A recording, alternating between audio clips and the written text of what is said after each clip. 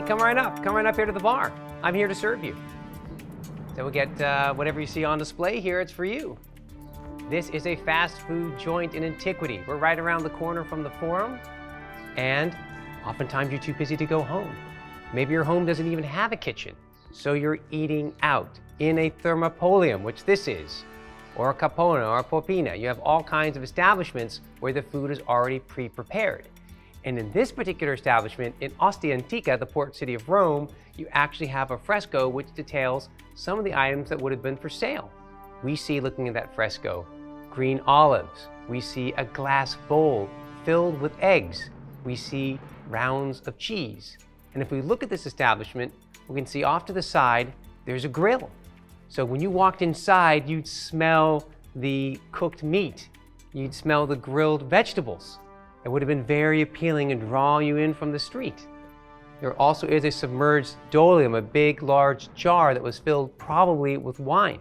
And you could have that wine heated. There's even a patio in the back. So this is a place where you can come on a daily basis to get food. And it's fun, and it's quick, and it's cheap. Today, how can we recreate these experiences and get closer to eating out in ancient times? Let's go shopping. Here, in the heart of Rome, you can still find local stands. Sure, there are plenty of tourists nowadays, but there are still locals who shop here daily. Campo di Fiori is Rome's most famous outdoor market. And every day, just like in Antiquity, you come to the piazza and you set up your stalls and you set up your awnings and then you sell your wares. There are a lot of goods being sold here. I still see a lot of fruits and vegetables for sale. You're absolutely right, Darius. Today's Campo dei Fiori is a market just like in ancient Rome, and we see a lot of the same produce. If you take a look around, you're going to be amazed by the tomatoes, but I want to point out that's a New World item, just like the potatoes. So no, we're not going to see them back then. But look at everything else. The leafy greens like cicoria and lettuce, beets, beans, cauliflower, cucumber, melons, apples, and my favorite, figs. In addition, of course, they're also eating beans, they're eating lentils and legumes, and lots of cabbage. Kind of a poor cuisine, but quite typical for many Romans. Of course, it also gave rise to a lot of fart jokes in Antiquity. History stinks. I'm curious what my colleague Jan Gedijn thinks about dining out in the ancient world. And you can just think of fish. Yeah. You can also think of game. You can also think of dishes that maybe use things that have just arrived from who knows where in the Mediterranean and want to make a special promotion. Because whereas we usually say that these bars, restaurants, whatever are for the lower class people, I would expect that also, you know, upper class people, if they happen to go by, they're hungry, it smells good, may have tried one or more of these dishes. But what about the ancient sources? What are the ancient sources really telling us about these kinds of bars? Well, the Romans didn't always have a very high opinion of these bars and restaurants. Also because some of them serve more than just food. And we would probably call them today brothels. Most people didn't have houses with kitchens. Those were reserved for the homes of the wealthy. In their domiciles, there were ample spaces for kitchens and dining with guests, rooms lined with marble and mosaics. More often than not, in Rome and Ostia, you would live in a multi-story dwelling called an insula. Made of brick, these are impressive structures still today. Living quarters on the ground level were larger and safer with kitchen spaces. But as you ascended, the rooms got smaller, often with more wood in the construction, thereby increasing the risk for the outbreak of a fire during cooking. And in addition, imagine the smoke. There were no chimneys, so it was preferable to eat out often and definitely much safer. Many people couldn't even afford an apartment. Your home was merely a rented out loft over your small shop where you worked.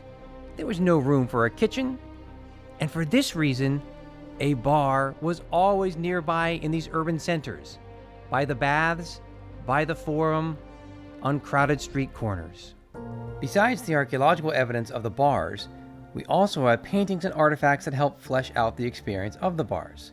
Here are some examples of bar scenes painted in the bar of a certain Salvius from Pompeii. Here we see seated patrons ordering wine from a barmaid.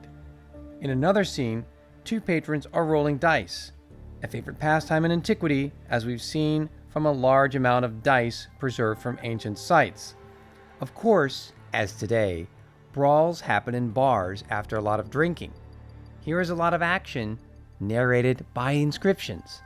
And like today, when frequenting bars, you often find love. We know that wine was often heated or mulled and served in bars, hence the term thermopolium for heated food and drink. And here is a heating apparatus for such purposes, made of bronze from ancient stabii. We saw in Ostia a fountain in the patio, and here is an ancient fresco that depicts a working fountain, which reminds us that water under pressure made it a much more dynamic experience. And finally, glass. We know that such objects were commonplace in imperial times. Here's a glass bowl of fruit that you might find on display in a bar setting. Let's explore another contemporary Rome setting to learn more about ancient fast food.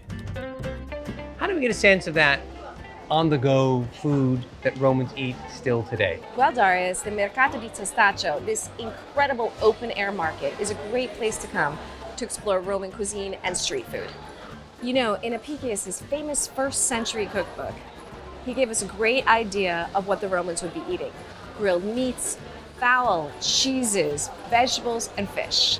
But it's really important to remember that Roman cuisine was historically rather poor and really simple. So when the Romans were heading up to the bars, they weren't getting the choice cuts of meat, they were getting the not so great cuts. On that note, why don't we get a sense of Roman street food and grab a bite to eat? There are lots of choices for eating in the Testaccio market. And here is one such place, a paninoteca, a sandwich shop, with a wide variety of meats and vegetables pre-prepared for a meal on the go. The smell is delicious, and the selection includes dishes not common elsewhere. So Darius, I wanted to give you a little bite of what antiquity tastes like. All right, excellent. Is this mine here? That's your sandwich. Okay, looks delicious. What is it? Rognoncino di vitello. Okay, what is that? Kidney. Ah, yeah, okay, so we're getting really back into antiquity. This is not my first choice, but at least in the Roman bars, they had wine. Do you like it? It's really good. Besides meat, the Romans loved seafood. They loved fish, octopus, squid, anchovies, sardines, clams, mussels, lobster, scallops, anything you can think of. And you know how we know that? Because we see it all depicted in their artwork.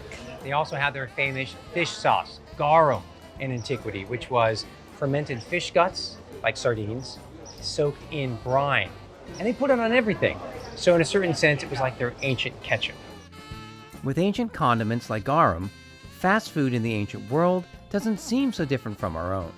Sure, there was fresh seafood from the Mediterranean as a staple, but there was also fresh and cured meat, fruits and vegetables, even mushrooms, and boiled eggs, for a broad selection of food in the ancient world.